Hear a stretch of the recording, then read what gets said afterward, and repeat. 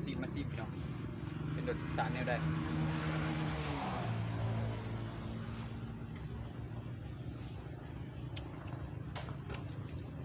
โอ้ซีมือสุดยอดเลยยำหูมูพี่น้องเลยแพ็คหนึ่งเท่าไหร่วะ18,000ป่ะ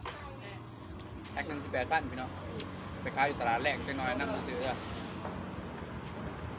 มีทุกมื้อ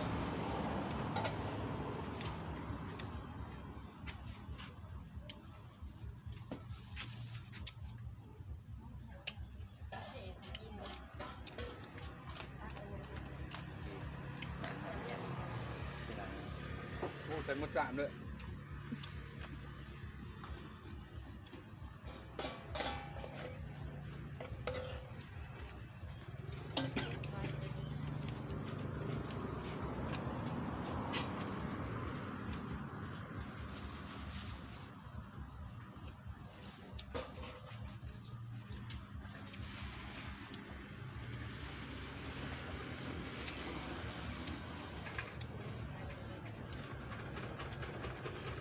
กับ18,000พอกินได้เป็นหน่อย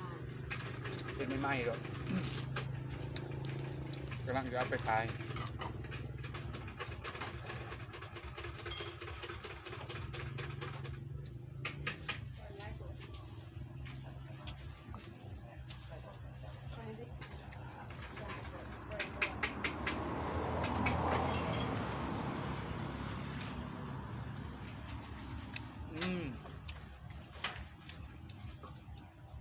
แซ่บ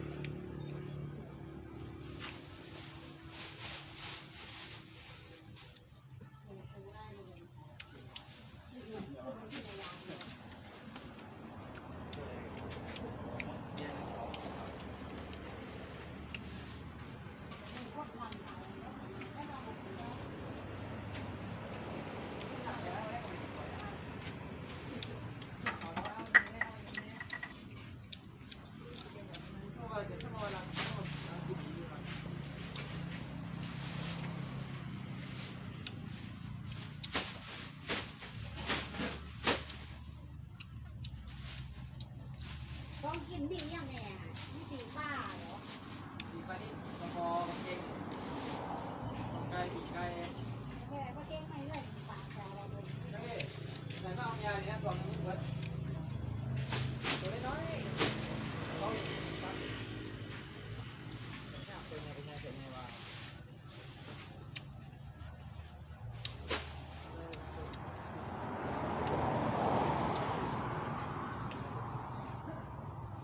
เดี๋ยวจะกินดีอ่ะ เมื่อไหร่ถูกดิก็มัวกันเยอะ เอาอะไรเอาไปอ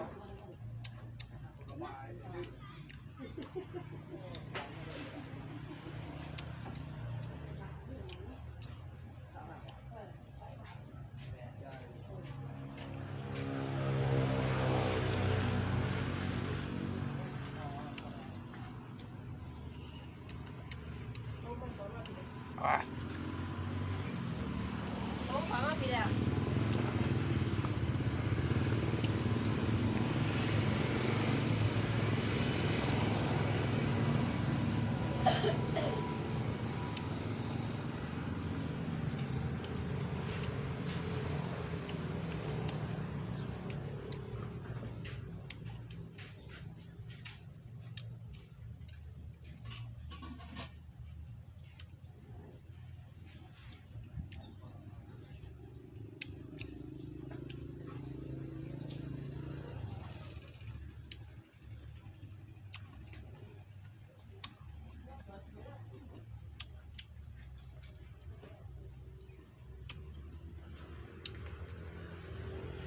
โอ้เกินใจ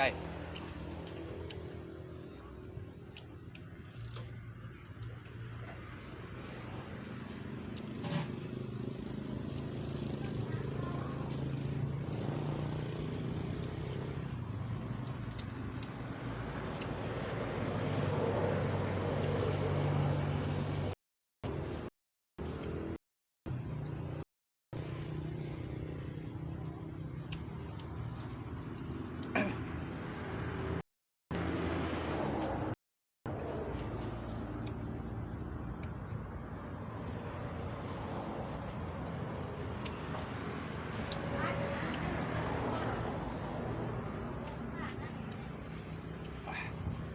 ้โ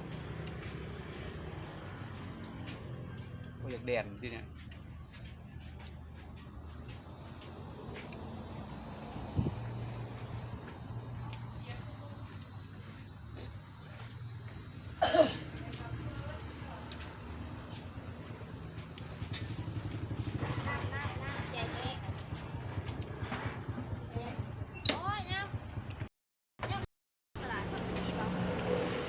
มาเด้อ โอ้ไรสด